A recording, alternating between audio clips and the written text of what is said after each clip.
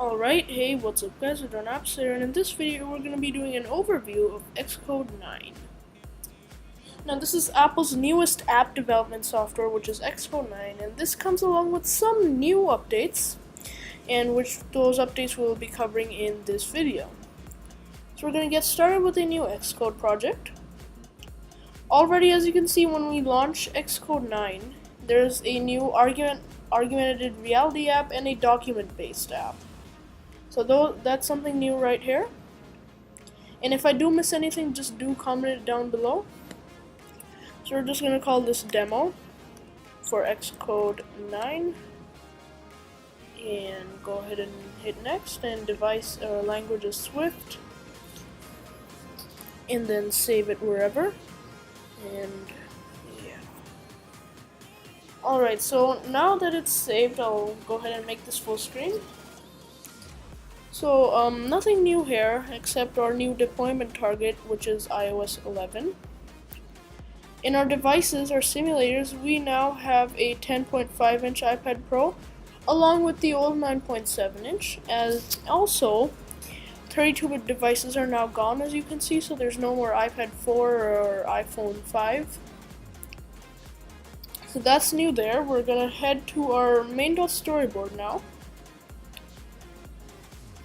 And in our devices here, we have new devices as well. So we still have the iPhone 4S, which is weird as there's no simulator for it, as you can see. So they do still have the iPhone 4S, the iPhone SE, iPhone 7 and 7 Plus, along with the 9.7-inch iPad here, and the 10.5, along with the new 12.9-inch as well. So nothing new for this, nothing new for Xcode itself other than Swift 4. So, and now we're gonna go ahead and launch the simulator. I'm gonna choose a iPhone 7 Plus along with an Apple Watch. So we're just gonna go ahead and click run so that it launches our app onto the simulator here. So already, as you can see, launching the simulator, it looks a bit new. So now there are bezels on the device, which makes it a bit easier, as you can see how your device looks in the rear world. So here we've got our sleep wake button, our mute button, and volume buttons, and they do work. Let's go ahead and exit home.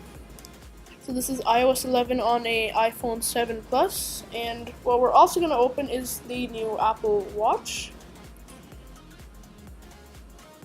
Let's go ahead and open the Series 2 here. As you can see, it does also get the same digital crown, so all you have to do on it is hover your mouse over the digital crown and just scroll your mouse. I don't know if you can see that or not, but the digital crown is turning, along with the side button. And there's also a new addition in the simulators, and that is Siri. So we can ask her a question.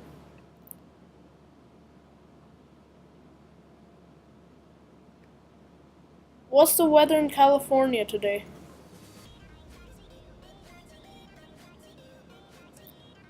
Still working up a bit. What's the weather in California today? So Xcode 9 is still a bit buggy here and there.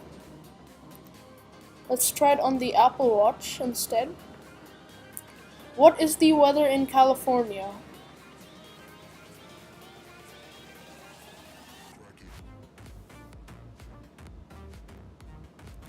So it is loading. And this is the new watchOS 4. So Siri's still thinking. We're gonna ask the iPhone one more time. What is the weather in California? Okay, so here we go, and it does make noise. So this is the real Siri on the iPhone simulator, which is really cool. If you don't have an iPhone and you want to create a SiriKit app, this is really neat. Let's go ahead and exit on all of these. And already, as we can see, there's some new apps on the watch, I believe. From what I remember, I haven't developed a watch app in some time, but I believe these 4 apps are new: the timer, the world clock, and the stopwatch. And we also have our normal maps and messages. So also there's one more thing, which is the Siri watch face. So nothing here, but this is the new Siri watch face.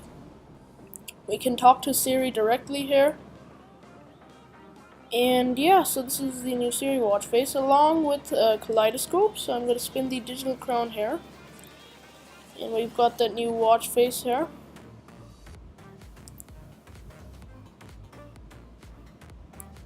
And you can always 3D touch as normal or force touch on your trackpad. So you can also customize the Siri watch face here, just so you can change the Siri icon to something different, which is neat, I think. So we're gonna put it back to Siri here. So yeah, and of course the new iconography. So yeah, this is iOS 11. It's a bit, it needs to be a bit scaled again. As you can see, the apps are a little up from where the normal position is. We can do everything like the app switcher works. It is buggy, as you can see here. It is a little buggy. We've got 3D touch the same. We've got the Apple Watch app, but this time you're actually able to customize it. So as you can see, when I open the Apple Watch app on the iOS 11 simulator, I can get an option for kaleidoscope. I can fully customize it here. Like, I can move items around on the dock, if I can. But yeah, so I can customize the watch faces here easily. There's even the face gallery. The App Store and search did not work for me. If they work for you, go ahead and comment that down below. But the App Store and search does not work for me. So we're just going to check out tvOS before we go. So it looks like I forgot to mention, and I did not know you could do this. If you have a MacBook Pro with touch bar like this one, you can now use it to control the simulator. So I can launch the remote, play pause, initiate Siri, and yeah, the TV button, menu, it's all on the touch bar. That makes it a bit convenient here, which is really neat. If we go into the iPhone here, then we have these options. So we've got a home button, Touch ID, Siri, rotation, status bar, lock device, a shake device, and Apple Pay authorization. And for the Apple Watch, we've got the digital crown, side button, Siri, force touch, and Apple Pay. So yeah, if you have a MacBook Pro touch bar, you can take advantage of these features, and that is a really neat thing. So QuickTime did decide to crash on me, but we were at the tvOS part here. So currently, I have the tvOS simulator open. As you can see, it looks like a TV. This bottom part right here, right above where it says Apple TV 1080p, tvOS 11. You can see a little black bar, it looks like a TV, and there's also a new remote. So we have the menu options. We have that, those are standard along with the touchpad. It is a bit glitchy right now. We have Siri. Now we can talk to Siri on the Apple TV remote. We've got play, pause, and volume up and volume down. So that's what's new in Xcode 9. Other than that, nothing much has changed. If you guys do find anything, then do let me know. There's also and I'm not sure if this has been done before, there's also an erase all content in settings. Again, you can use the simulator with the touch bar here. So I can control the iPhone now, so I'm pressing home, as you can see, along with Touch ID, with Siri and rotation, along with the status bar here. So you can enable the status bar directly from the touch bar, which is really handy, as it is useful. Let's turn that off. So we can enable the call status sign. As you can see, easily just disable it. We can lock the device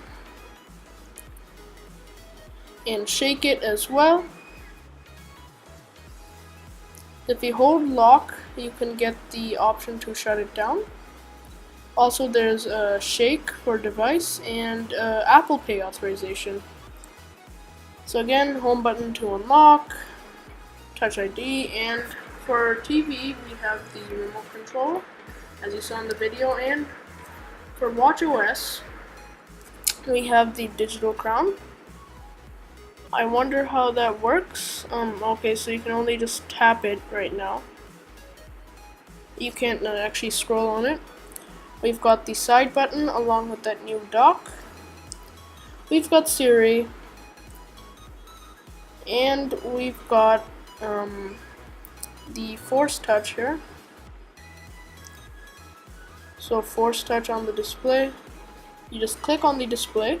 That was a very gentle click. And yeah, so that's that, and along with Apple Pay. So again, if we lock the iPhone here, we can click on Apple Pay here. If we had it set up in this case, or if an app wants to use it. So anyways guys, just a quick overview of Xcode 9. It's added a lot of new features that are really beneficial. Anyways guys, thank you so much for watching. Do subscribe, and I'll catch you guys in the next video.